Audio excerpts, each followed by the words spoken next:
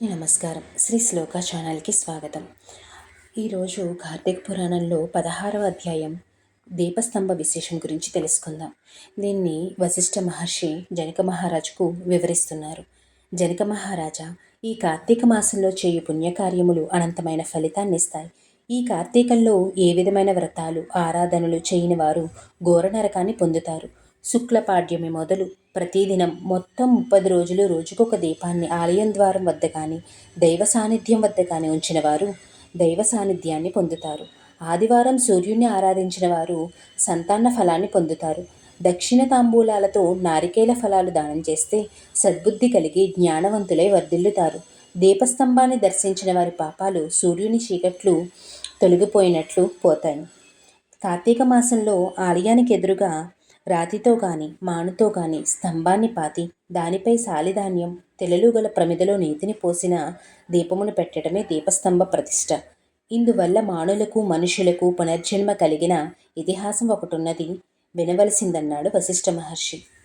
మాతంగ మహర్షి ఆశ్రమంలో విష్ణాలయానికి ఒక కార్తీక మాసంలో మునులు వచ్చి షోడశోపచారాలతో స్వామిని సేవిస్తూ కార్తీక మాస వ్రతాన్ని చేస్తున్నారు.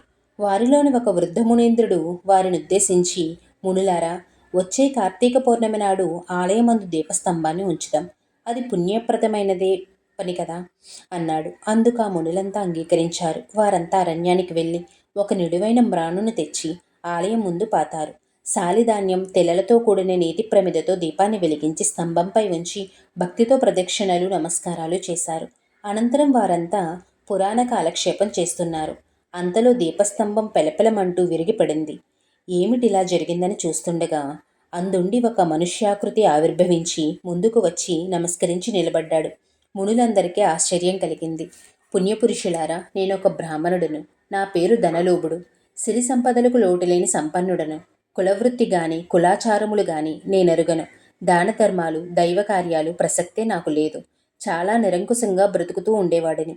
నన్ను ఆశ్రయించి వచ్చిన వారిని నిష్ఠూర వాక్యాలతో అవమానించేవాడిని.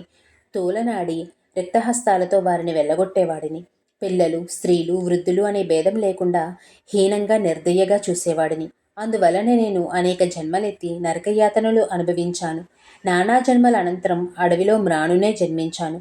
ఎండకు ఎండుతూ వర్షానికి తడుస్తూ గాలికి ఊగిసలాడుతూ జీవిస్తున్నాను. మీరంతా అడవికి వచ్చి నన్ను నరికి తెచ్చి నిటారు మ్రాణుగా చెక్కి ఆలయం ముందు నిలబెట్టి నాపై దీపాన్ని ఉంచారు.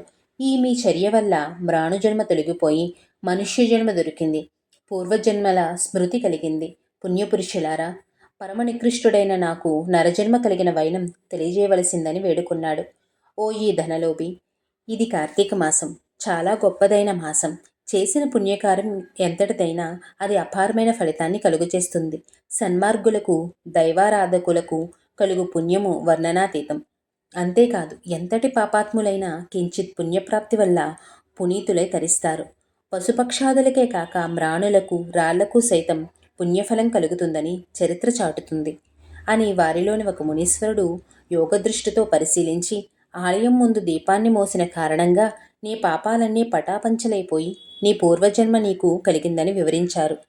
దీపస్తంభ విశేషముల అధ్యాయం కార్తీక పురాణం 16వ రోజు పారాయణం సమాప్తం.